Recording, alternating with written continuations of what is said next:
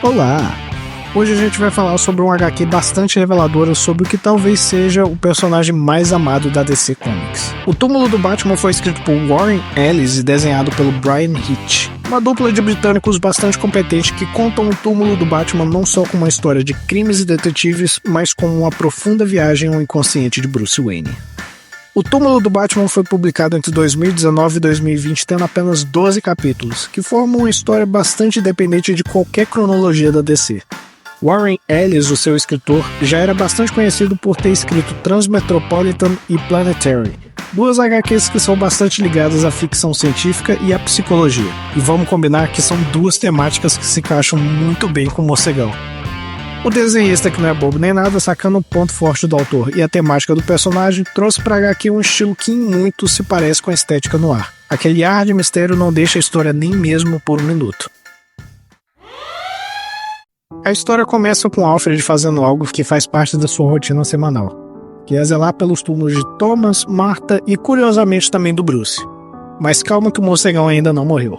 O que foi dito na história é que os pais do Bruce o amavam tanto que eles prepararam um túmulo para o seu filho bem ao lado do deles para que eles pudessem descansar juntos por toda a eternidade depois que ele morresse. E bem ao final da cena o narrador expõe pra gente um dos medos do Alfred, que é o fato que ele sempre soube que ele não morreria antes de ver o Bruce enterrado naquele túmulo. Já à noite o Batman recebe um chamado do Alfred, onde ele decide investigar. Senhor, um indivíduo esteve ligando para o 190 nas últimas 4 horas. É uma noite daquelas em que a polícia simplesmente coloca a chamada na espera. E é aqui que a história começa de verdade. Ele encontra uma cena do crime, mas não é uma cena do crime qualquer. A vítima estava deitada na cama, perfeitamente vestida. Tanto o corpo quanto o apartamento foram bem higienizados para não deixar rastros do culpado. As paredes estavam repletas de coisas relacionadas ao Batman. Um trabalho digno de um verdadeiro psicopata. Sem muito sucesso encontrando pistas, ele decide escanear o lugar e voltar para casa para analisar a cena do crime.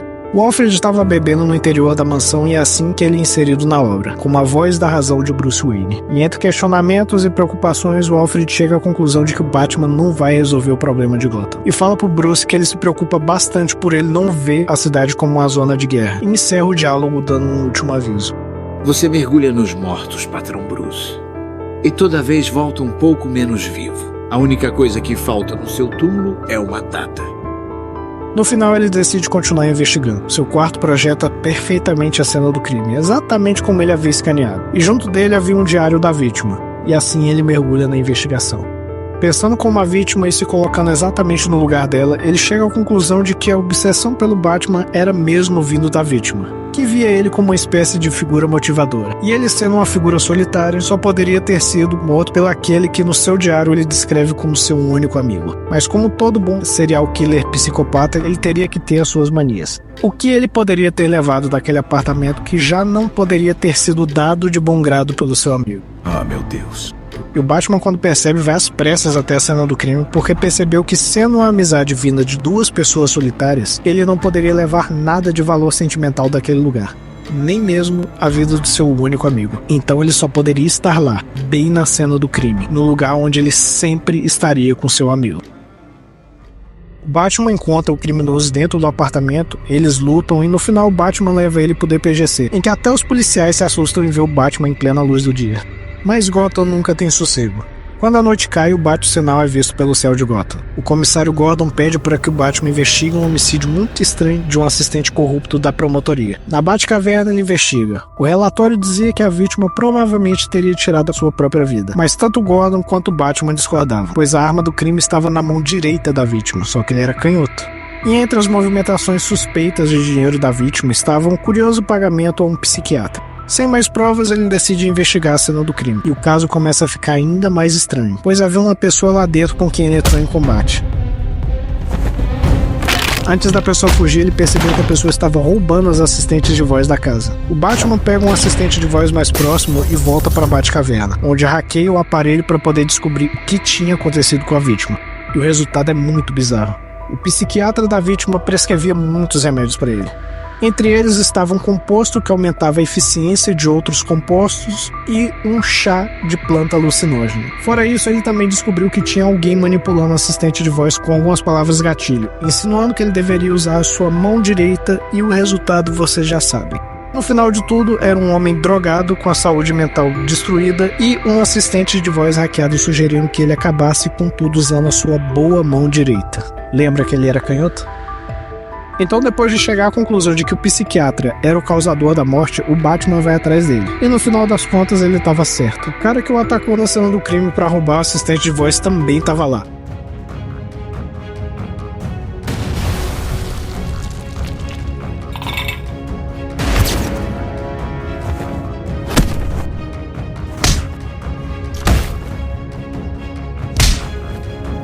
Batman luta com todos eles e acaba confrontando o psiquiatra. Dr. Helfer, eu presumo. Ele queria saber por que ele fez aquele homem se matar, e o psiquiatra apenas falou que as instruções dele haviam mudado, e que o exército do escárnio iria atrás do Batman, antes de dar a si mesmo uma overdose.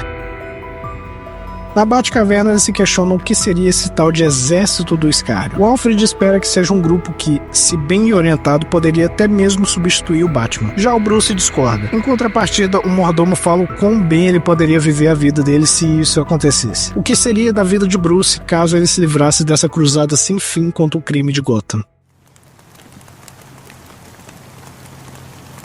Logo depois, o Batman é convocado ao Asilo Arkham. Gordon suspeitava que tanto o primeiro quanto o segundo assassinato estavam conectados, já que ambos os assassinatos trabalhavam na promotoria. O Batman começa a interrogar o assassino. Ele diz que foi pago para ser amigo da pessoa que ele matou. E quando ele ia falar o nome da pessoa que o contratou, um dos guardas do asilo sacou uma arma e atirou primeiro no Batman e depois no assassino. Batman se recupera logo e entra em combate contra o guarda. Logo depois, eles são atacados por outras dezenas de pessoas que foram no asilo atrás do Gordon. Fique atrás de mim. Se for atirar, atire apenas para ferir. Esse exército do escárnio parece estar mirando no sistema de justiça. O que significa você. Vou tirar você daqui.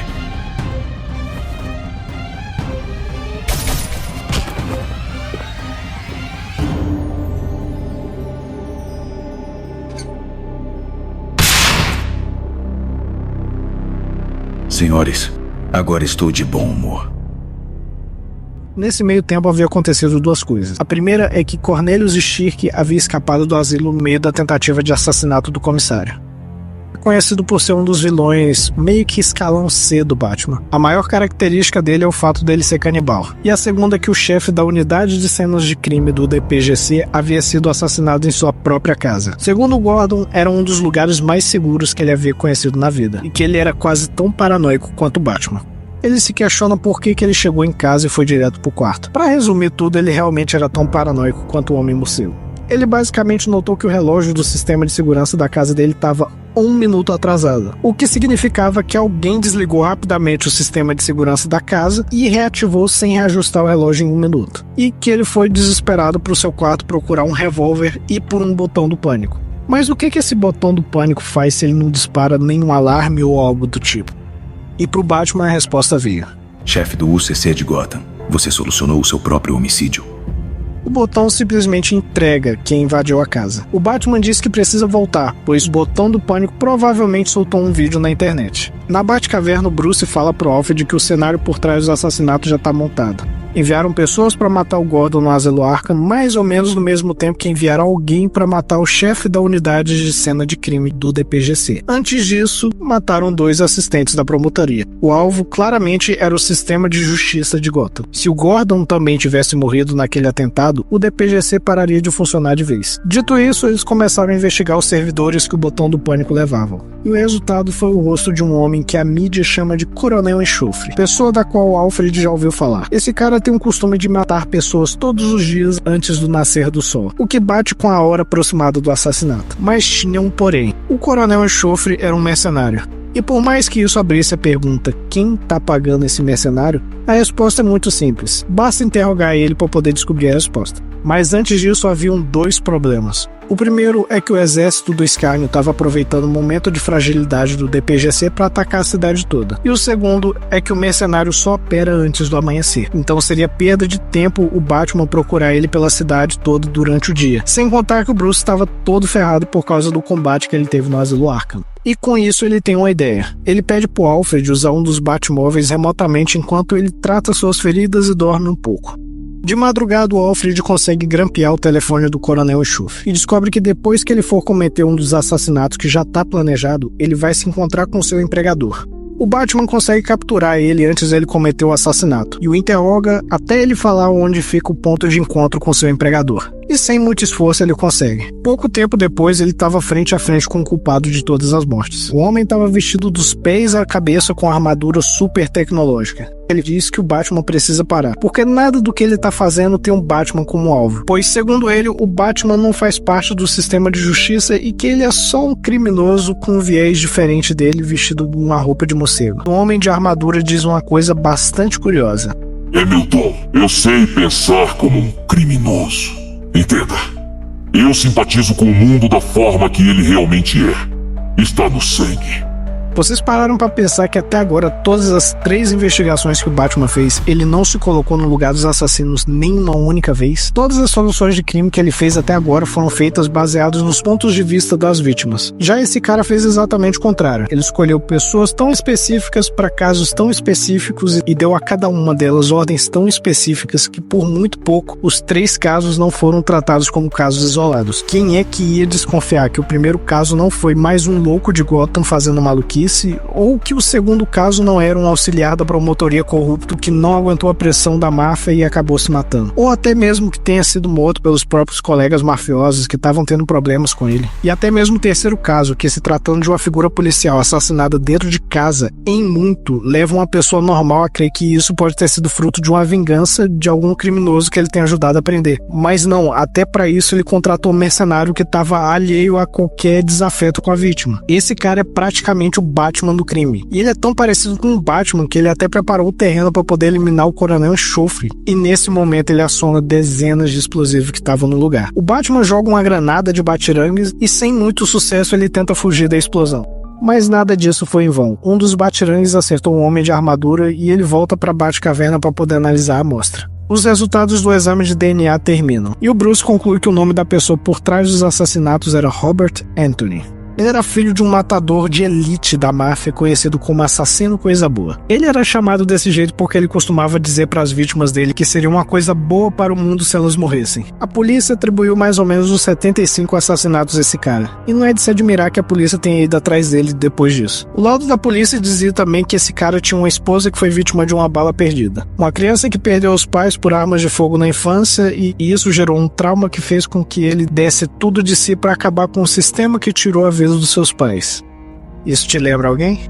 O Alfred diz algo muito curioso sobre essa situação. O senhor conhece o velho ditado.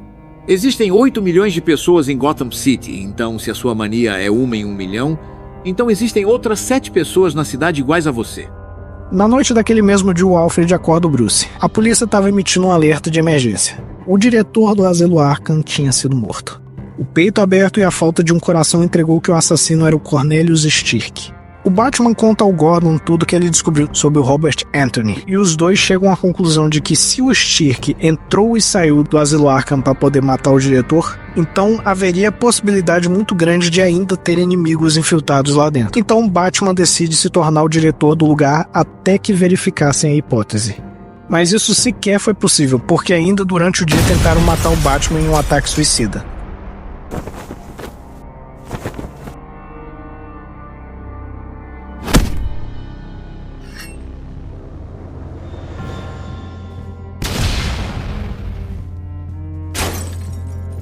Depois do combate, o Batman estava todo acabado. Ele entra do Batmóvel e dorme durante o percurso até a Batcaverna.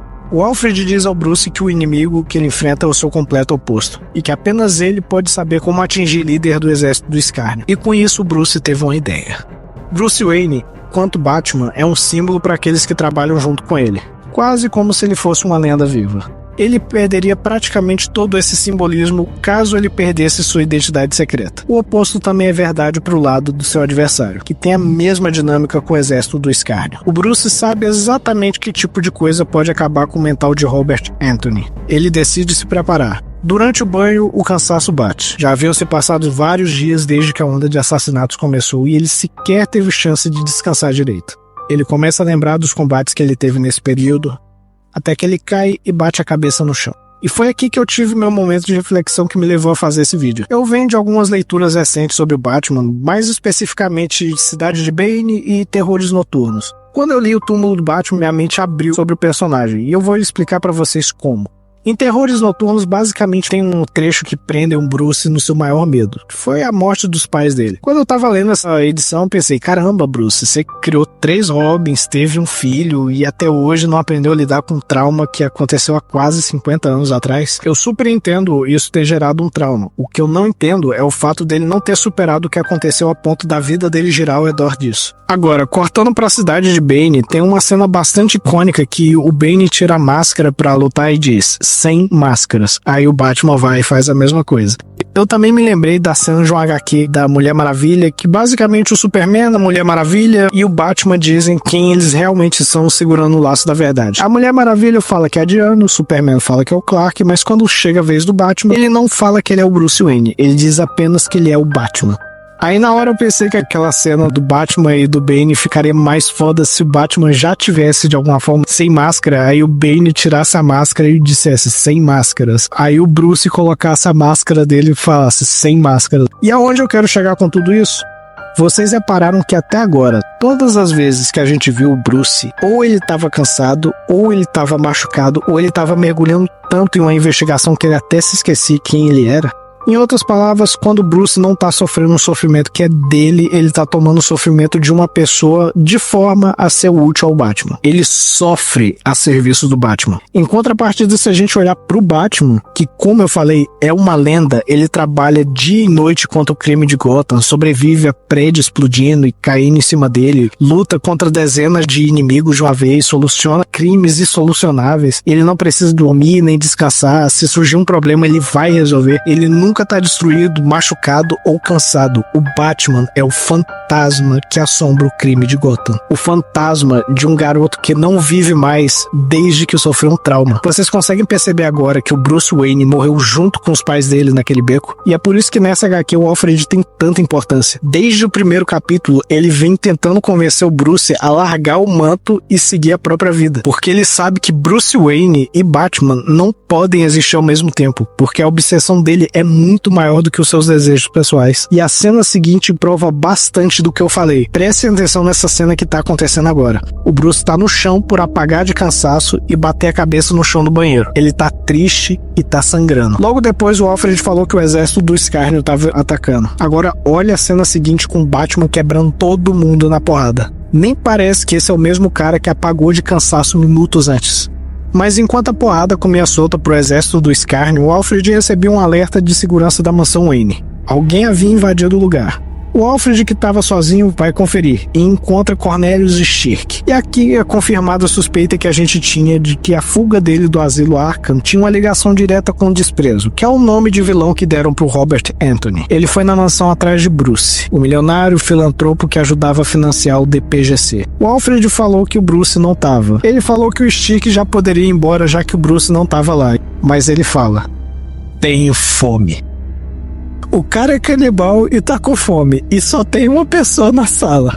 Olha a cara do Alfred, todo cagado de medo. O Stirk tenta atacar ele, mas ele leva um tiro. E o que deixa a situação um pouquinho mais cômica é que ele já tá no chão e o Alfred sai de perto, só que ele resolve voltar. Ele dá um tiro, confere, dá outro tiro e depois chama o Bruce de volta pra mansão. Você matou ele? É claro que não. Eu nunca conseguiria tirar o sangue do carpete. De qualquer forma, o senhor terá que fazer parecer que o Batman veio aqui pegá-lo. Tem razão. Eu deveria ligar para a polícia, contar que tem um homem baleado no meu piso por causa do mordomo. Senhor, jovem patrão, o senhor não iria entregar o velho fiel Alfred para a polícia, iria?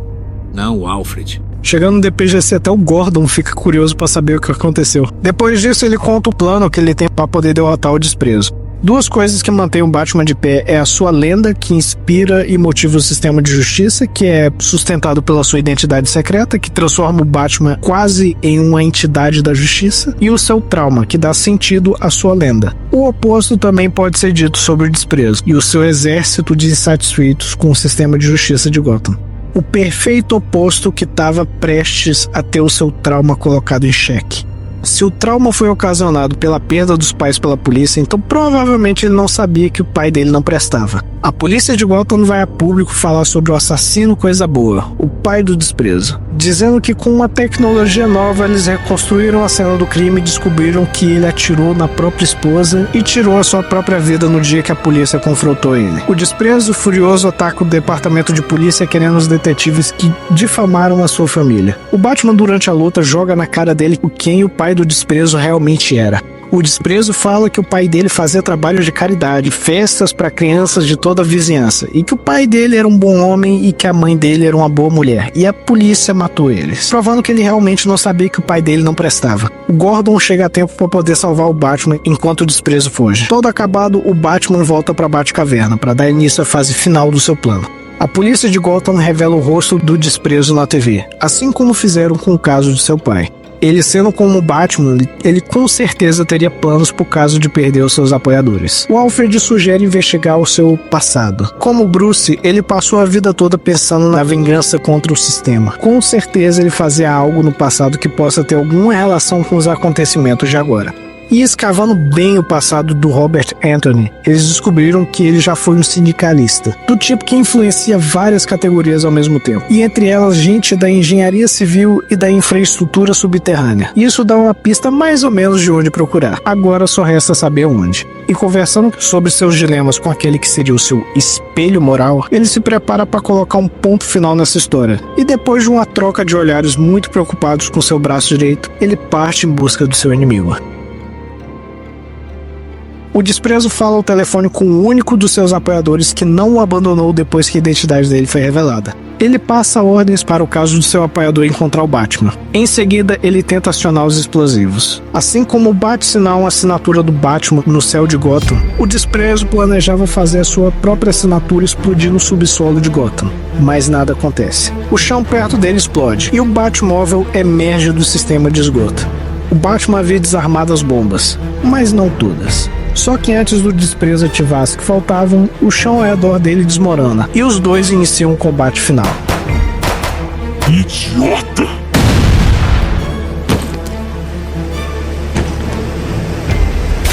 Seu pai ria quando atirava na sua mãe morta. Você se faz um modelo. Como aterrorizar um lugar e efetuar uma mudança.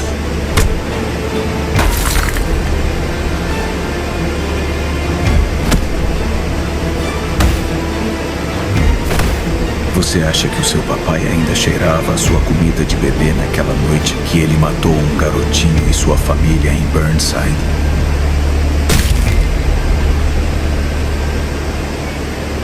Em uma luta até o limite, o desprezo tenta fugir, mas a polícia já tinha cercado o lugar. O Batman dá uma espécie de ultimato pro desprezo. Eles vieram por você, como vieram pelo seu pai. Eu já estive no seu lugar. Entregue a arma. Me deixe ajudá-lo agora. E reconhecendo agora que ele era fruto de um trauma tanto quanto Batman, ele diz: Eu sou você. Me deixe ajudá-lo agora. E assim ele termina com tudo. Sem dizer nenhuma palavra pra polícia, o Batman entra no Batmóvel pra voltar pra casa. No meio do caminho, um caminhão se choca com o Batmóvel. Era o último membro do exército do Escárnio tentando dar a sua própria vida pra tentar tirar do Batman, mas não dá certo. Mesmo aos frangalhos, o Batman retorna à direção do Batmóvel e tenta voltar pra casa. Mas as feridas e o cansaço já eram demais pra ele aguentar, e ele acaba apagando no volante. O carro sai da pista e capota bem próximo à mansão Wayne. E com um pedaço de metal encravado no abdômen, ele chega até onde seus pais estavam enterrados. O Batman já havia cumprido a sua última missão. E nesse momento a gente é convidado a lembrar das primeiras páginas da HQ, onde mostra que o Alfred temia não morrer antes de ver o seu parceiro enterrado. Porque nesse dia, o túmulo de Bruce Wayne também seria o túmulo do Batman.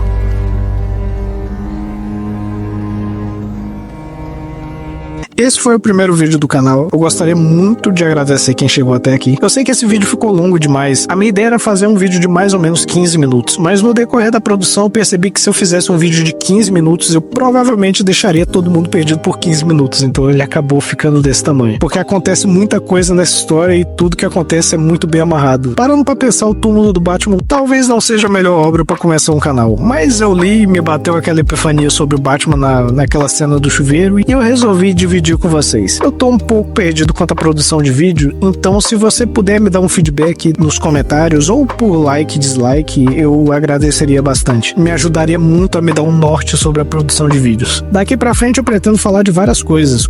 Filmes, séries, animes, HQs, animações, mangás e algumas notícias e pensamentos que eu tenho sobre alguma coisa relacionada a essas mídias. Se puder, dá uma olhada nos vídeos curtos também. Esse eu vou produzir com mais frequência. E se você quiser me acompanhar, basta se inscrever no canal. Muito obrigado pela sua atenção e até o próximo vídeo.